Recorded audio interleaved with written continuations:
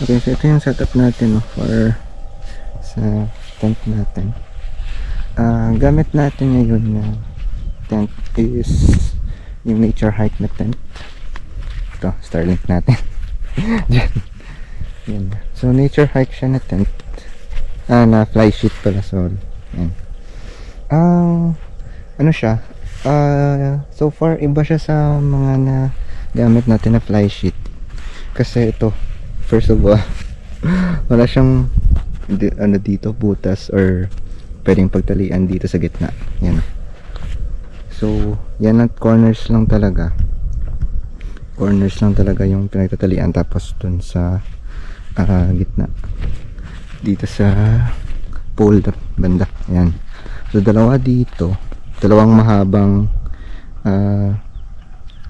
guidelines dito. Tapos, apat na shorter guidelines sa corners. So dun sa kabilang pole is may dalawang malahabang guidelines din dun. So, yun siya. Ganito siya. Tapos ano siya, ang tawag dito, parang octagon siya. Octagon shape na rectangular na octagon shape yung kanyang shape. So makikita nyo, mas mahaba yung doon compared dito. So nagpagpaganan siya. Yan. Ang palibot ngayon dito. Very nice. Ako lang yung camper dito ngayon. Ako lang yung nag-overnight ngayon. So solo ko yung campsite. It's very nice. Next week is Holy Week na. So nakausap ko kanina si Sir. Libo na yung tao dito kapag Holy Week. So starting from Thursday, Friday, Saturday, Sunday, so libo yung mga tao dito. So at least 1 week before ako para hindi ko masyadong maraming tao. Well, depende naman kasi may mga camper naman na gusto may maraming mga tao. So ako mas prefer ko na ano lang, maliit na yung tao or ako lang talaga sa campsite. Yan. So yun siya. Goods na goods. Then eto gamit natin pang supply ng kuryente pala sa Starlink natin is ito e-bike natin. Yan. So ito yung bago nating battery pala na ginawa. So binili ko na battery back. Bibilan ko pa siya ng battery case. So far so good yung performance niya. Matagal siya malubat. Ginamit ko siya kahapon. Hindi ako nakapag-charge kahapon eh. So dumating ako dito. So estimated na consumption is around 40 amp hours. 40 amp hours kasi 4 hours bago natapos yung charging niya. So mga 40 amp hours yung na-consume. Both sa tatlong batteries natin kasi tatlo yung batteries natin. So far so good. Nakarating tayo dito na hindi tayo nakapag-charge. Mag-charge din sana ako kahapon sa Banglid dos eh. Kaso brown out. Ilang oras na ng brown out. So hindi ako nakapag-charge doon. Kaya dito na lang ako dumiretso. So far, yun siya setup natin ngayon. So mas better siya kasi para sa akin kasi ilang guidelines lang yung isa-setup mo. Pero hindi ako sure sa stability kung ano yung much better. Halimbawa kapag grabe yung hangin, like grabe yung hangin, hindi ako sure kung okay ba na ganito lang or dapat mas doon din. So for stability I think much better siguro meron siyang pagtatalian din sa gitna. Pero hindi ko pa kasi na-try sa grabe talaga na hangin. Ayan siya. Then ayan. Ganda ng panahon ngayon.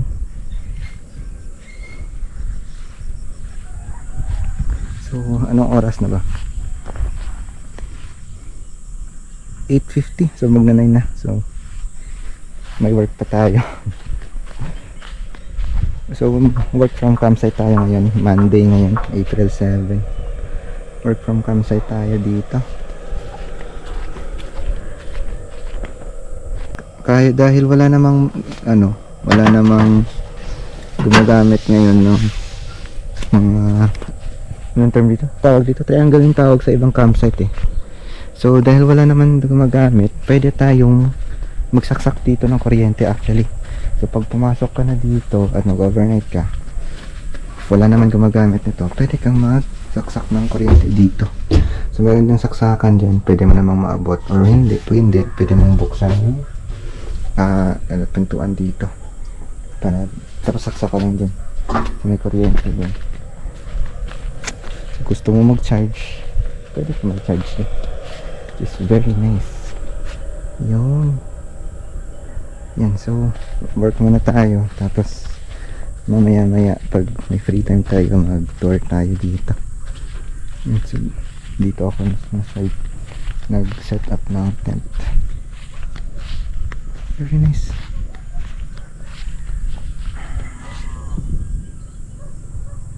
Tapos yan, dito na yung motor natin, dito na din tinabi.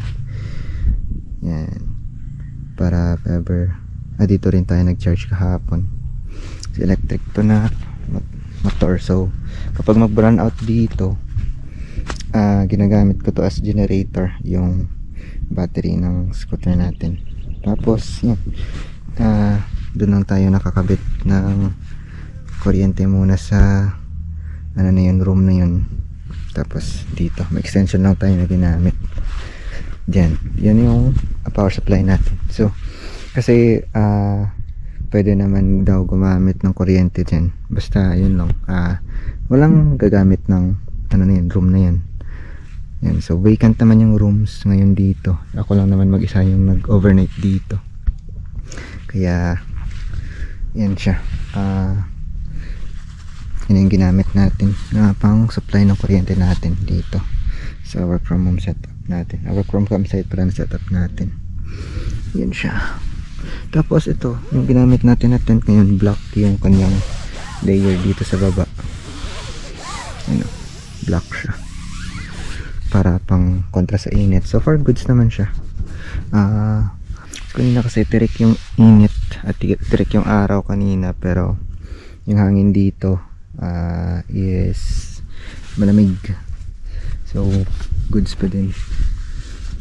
Tapos yung init dito na medyo ano na lang, hindi masyado mainit na kasi meron na tayong ito, layered na fly sheet. Meron na tayong pang antay sa init dito. Yan. Tapos yan, ano siya, nature park pala to na fly sheet. Nature park nature hike, sorry. Nature hike na fly sheet to. Yan. So okay, ito pala yung situation natin ngayon dito sa Montevale Resort.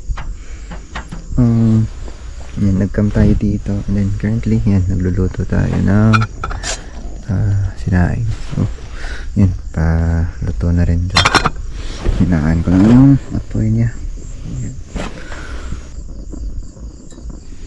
Yan, tapos yan, na-prepare na natin yung pan natin para magluto mamaya ng labanos at saka itlog, kasi may nabili tayo na labanos kanina dun habang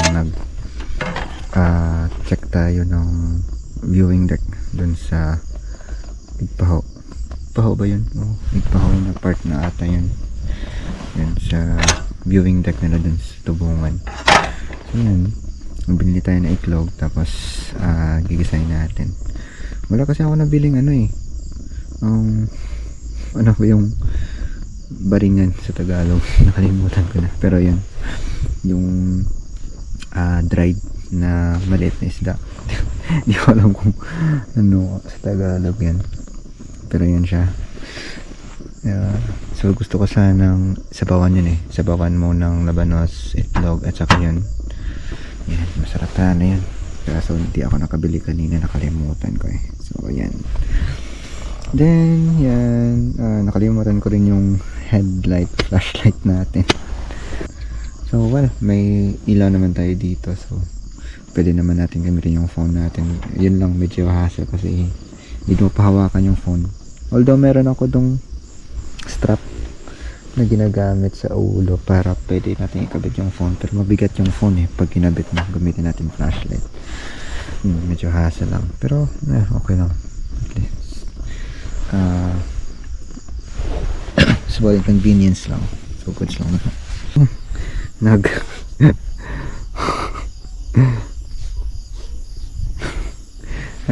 nagko-condense na. Malamig kasi dito ngayon.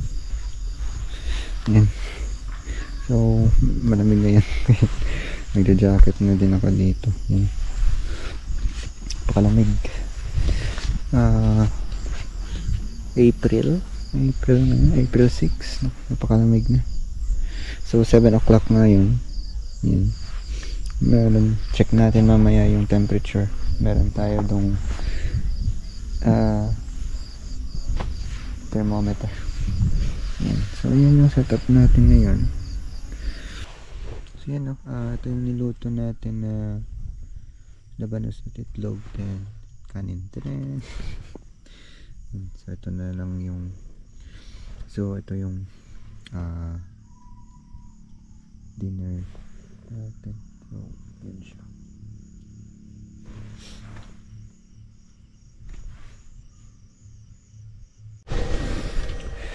So, ito pa yung natin, preparation natin tonight. Ano oras na ba? 1:51 na. 1:51 AM. Yan, so ngayon meron tayo dito temperature. Meron tayo ditong thermometer. Ngayon nasa 25 degrees Celsius yung temperature ngayon dito. Napakalamig na actually. Napakatahimik naman dito kasi wala akong kasabay. Ako lang yung isa dito ngayon. Napakalamig dito, so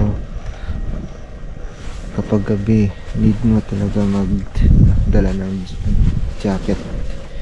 And also yun, naka-shorts lang kasi ako ngayon. Napakalamig, so much better na mas mas mahabang pantalon na covered yung paa niya. Yun, 24.1 degrees Celsius. I think, hindi ko sure, yung 78% nata is for hygrometer ata to, yung sa baba 78%. And anyways, napakalamig dito. April. Grabing lamig. French ilong.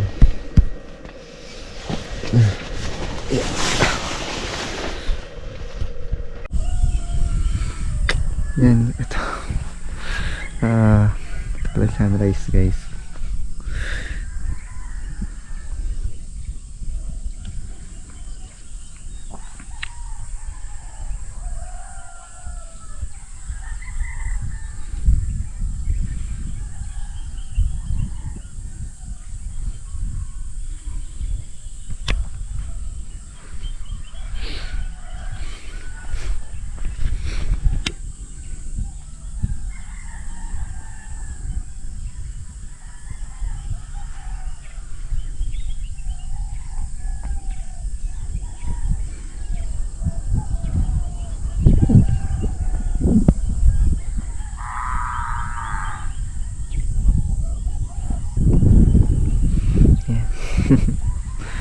So yung sunrise nila dito parang sunset.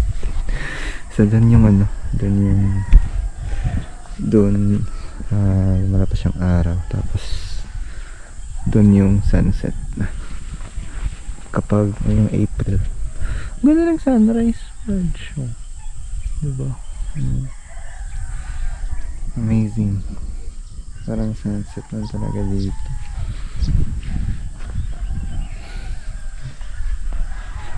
Oh, very nice.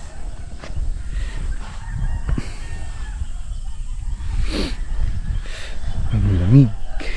Lamig.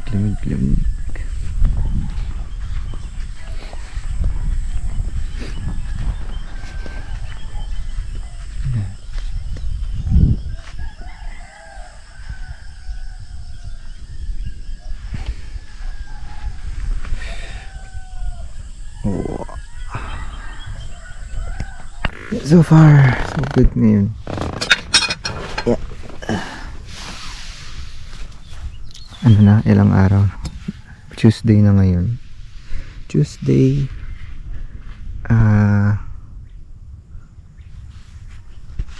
April, ano nga mga yun? 8? April 8 na ba? Yun. Ting. So maganda yung araw ngayon.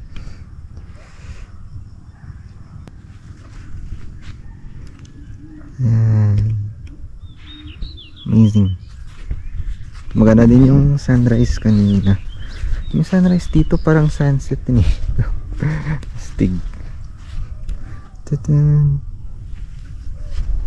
And so far wala naman tayong problem dito. Napakalamig pa rin ng hangin dito.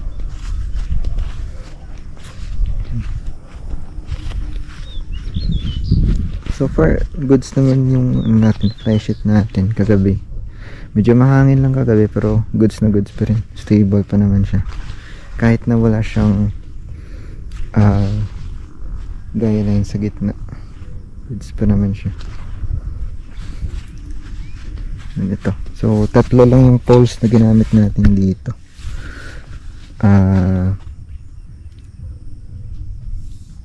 Kasi parang goods naman pag 3 and also para sa hangin na din.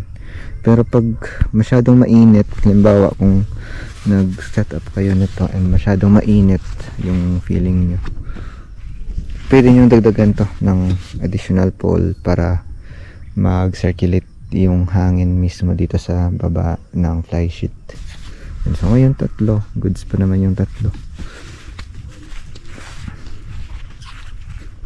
Ayan siya.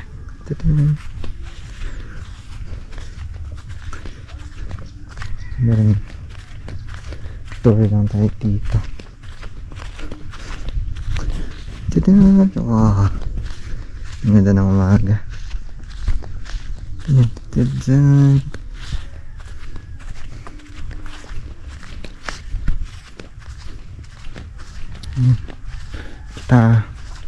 Kita pala dito yung dagat. May ilog lang doon, tapos may dagat na doon. Amazing. Ang lapad ng dagat doon. Tapos ito, dito sa likod may cemetery dito. So far wala pa naman ako nakita paggabi. So, it's lang. Yan siya.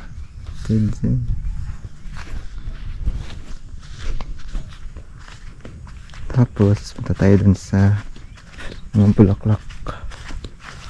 Oh, amazing.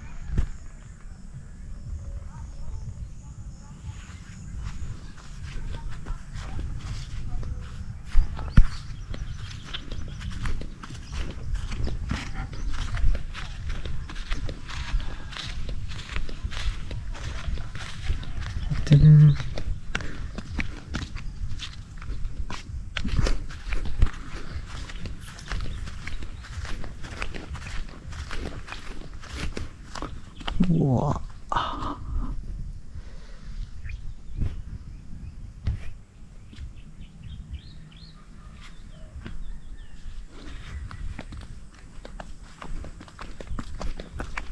Yung mga bulaklak dito pag umaga. Pag gabi, dyan lang sila nagpapairaw dito.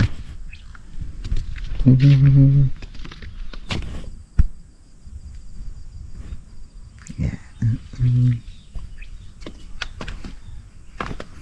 LED lights.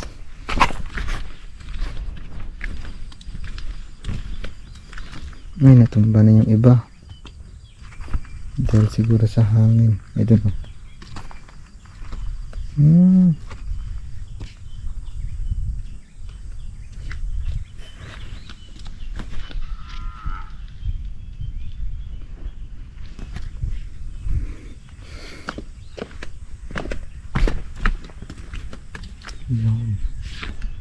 Very nice.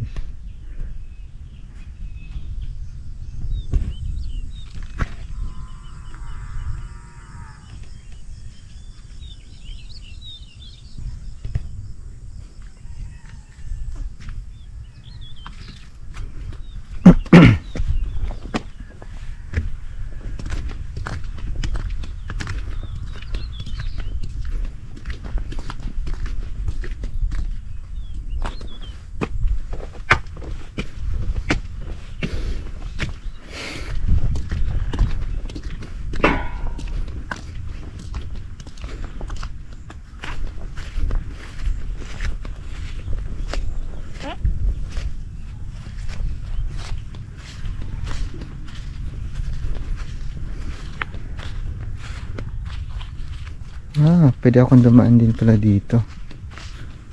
So, kasi last time din ako dun. So, pag dito ako dumaan, so, pwede dito. So, from there, pasok dito. Tapos, dito na lang. Medyo flat din dito na side. Pero then, meron din flat na part din. So, dito ko na lang siguro padadaanan yung motor. Dito siya. Yan. Tapos, pakit dun. Either doon. Medyo low. Ano lang eh. Low. Mababa yung ground clearance ng motor natin. Kaya, babangga talaga siya dito.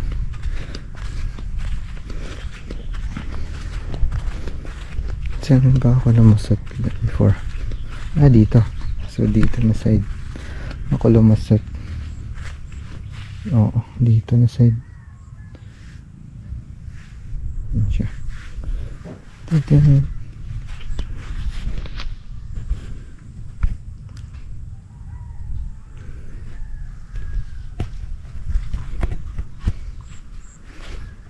Dinosaurs.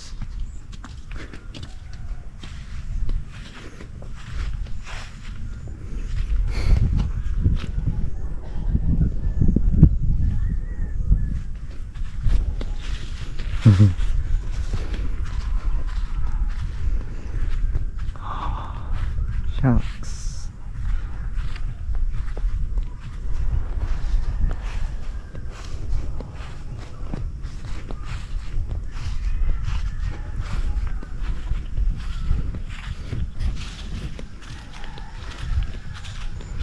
Tapos doon may mga rooms lang na ata sila. Doon.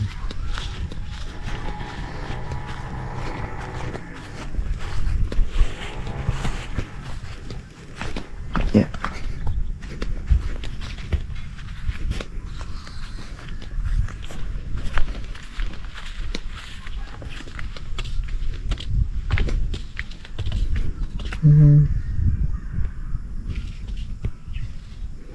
Mga iba-iba na sa mga tinatanim na bulaklak dito. Amazing. Oh, gusto nito.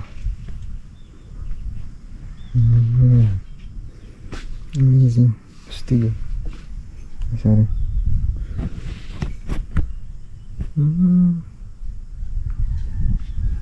Amazing yung mga bulaklak dito. Hindi ko nadala yung phone. Wow. Klaseng halaman kaya to. Ito astig din. Astig, parang ano siya. Parang yarn. Parang yarn siya. Astig ah. Amazing.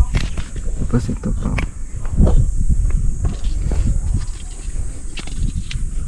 Tignan mo bulaklak dito.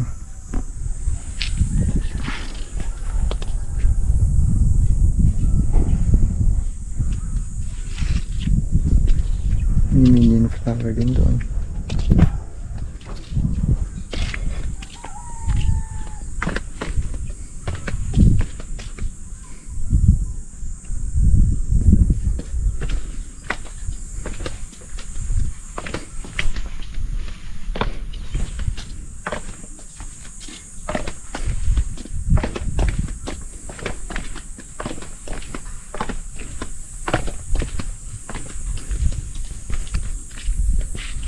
Wow.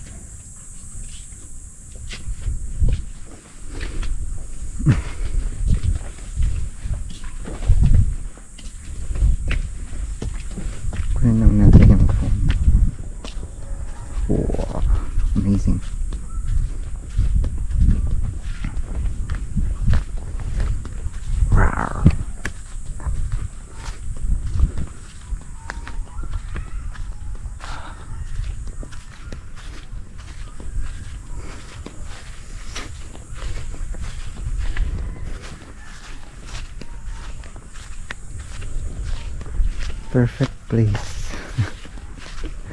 Ang ganda dito. So may kuryente. Supply ka na ng kuryente dito. May tubig ka na. Good na ano to. Kung gusto mo mag work from campsite. Goods na goods talaga dito. Libre na yung kuryente. Included sa 300 mo na fee. 300 per night.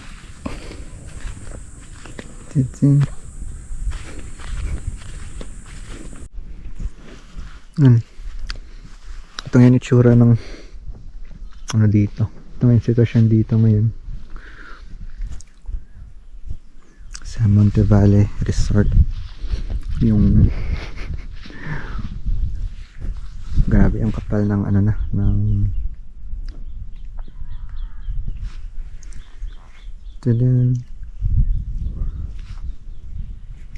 yun yung clouds nandito na. Yun siya. So doon na part kita na sa baka mga kabahayan na lumalabas yung sa mga kabahayan na dumadaan yung mga clouds dito. Ayan, yun siya. Yun. Ang baba na. So parang uulan ata, pero hindi pa naman bumagsak siya. Tapos din parang nagpa-fog na siya. Baba lang dun. Tapos ayan, dilim na ng kalangitan.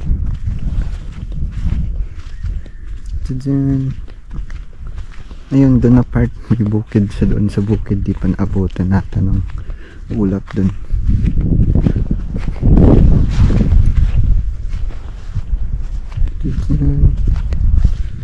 So takpan lang natin yung motor natin pag pumagsak na talaga yung ulan.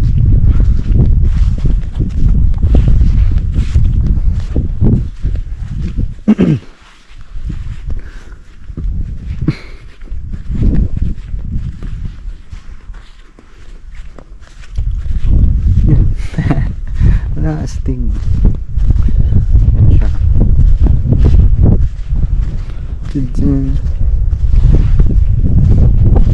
Ang lamig. Anong oras na? Mag-aalauna pa lang. Ang lamig na hangin dito. Around 23 to 25 degrees Celsius naman. Yan.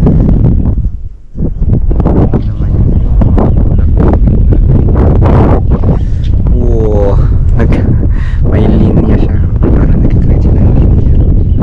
Doon din stick. Parang may puti. May puting linya. Stick. Parang may puting linya na naman. Yan. Na part. Puting linya siya. Stick.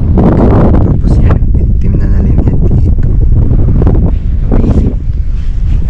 Mas tingnan yung ano niya. Yan. Parating na yung parang fog niya. Yung ulap dito. And it's so very cold. Yan. So doon na part may mga ano pa doon. May kikita pa yung ano ng araw doon.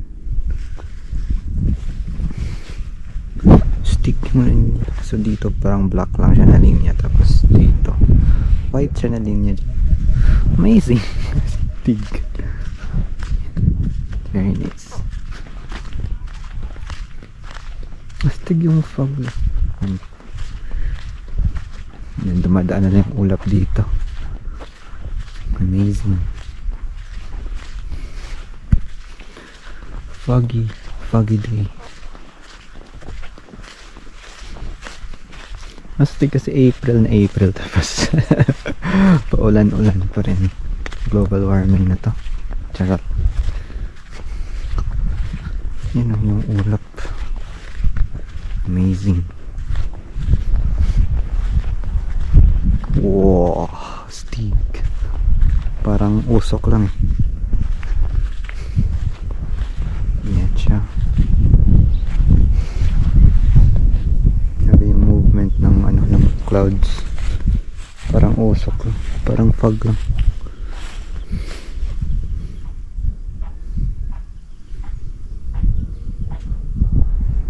Amazing.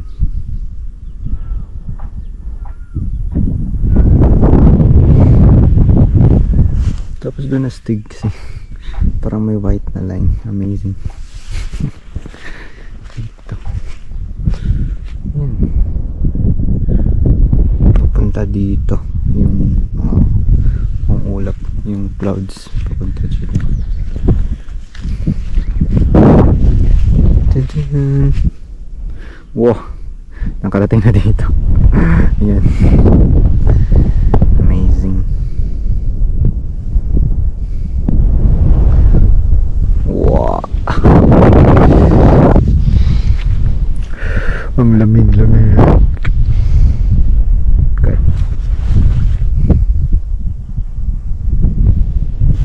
Anyways, yan. Sticky clouds eh.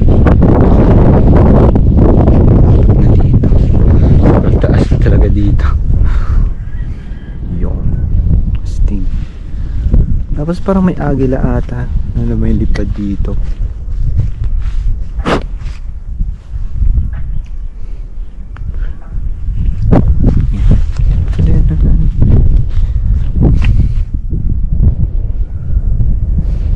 Yung clouds. Ako, makapal na. Kung makapal na yung clouds. Wow, umabot na din dito.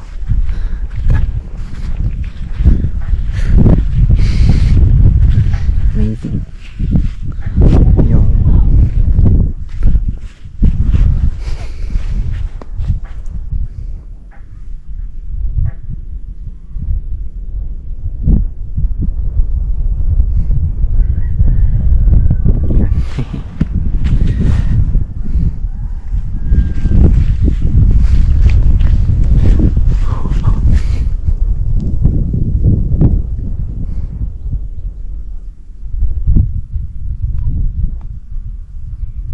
yan.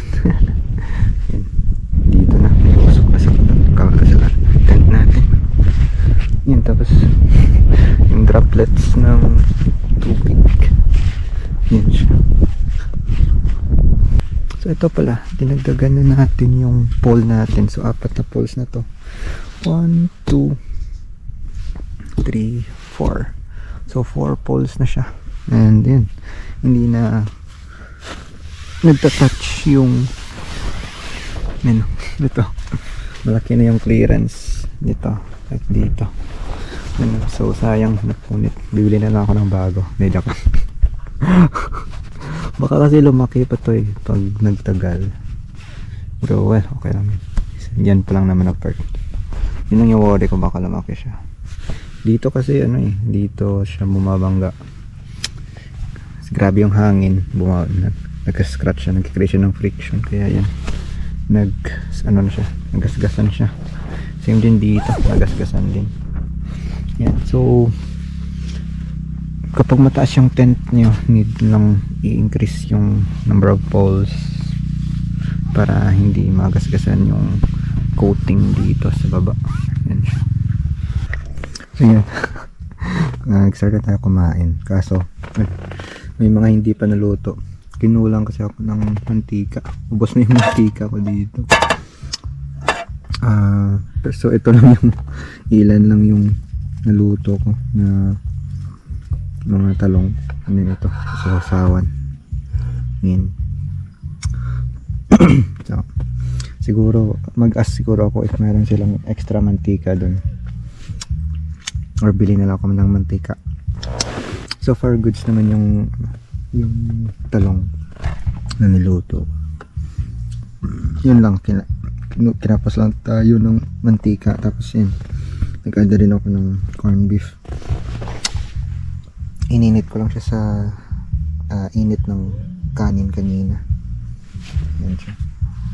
Yan. Nag-start na din mag-fog ulit ngayon. So, nag-fog na din dito. Time is around 5 o'clock na ngayon. Very nice yun. Yan lang. Yan. So, I think goods pa naman yung ganito. Pero, after ko siguro kumain, magtanong ako doon sa kanila. Kung meron silang mantika para maluto na natin yung iba.